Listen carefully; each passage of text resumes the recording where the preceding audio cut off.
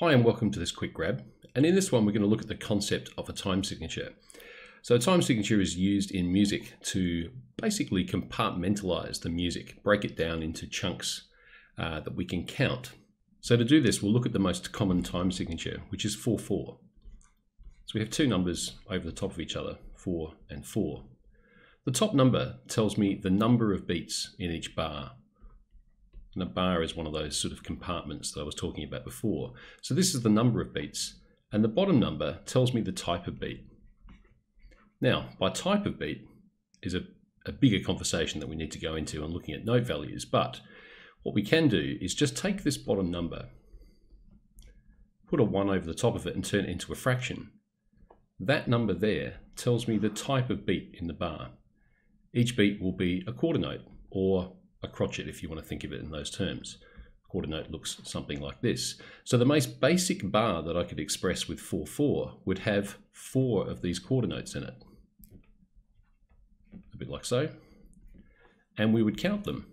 1, 2, 3, 4. So if we were counting through the music and playing that rhythm, we would play a note on each of those beats. So that in essence is what a time signature is. We'll just do one more example just to give you a different perspective on it.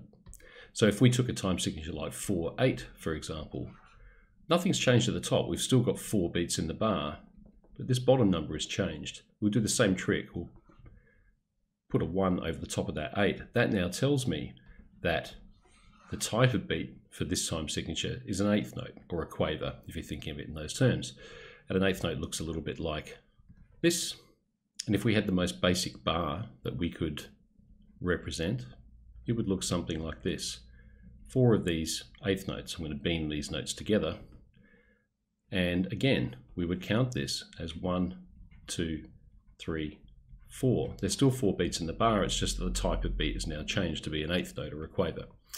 Anyway, I hope that's useful. It's simply a way, a time signature is simply a way of organizing music or grouping it into blocks that we can count through. If you want to know more information about some of the other concepts I've talked about in terms of like crotchets and quavers and quarter notes and 8th notes, look out for the quick grab on note values, where I describe how this system of note values works and how we break it down to represent time in music. And there'll also be a larger video coming soon which talks about musical time in general. So look out for those ones. Okay, I hope this has been useful, and see you in the next one.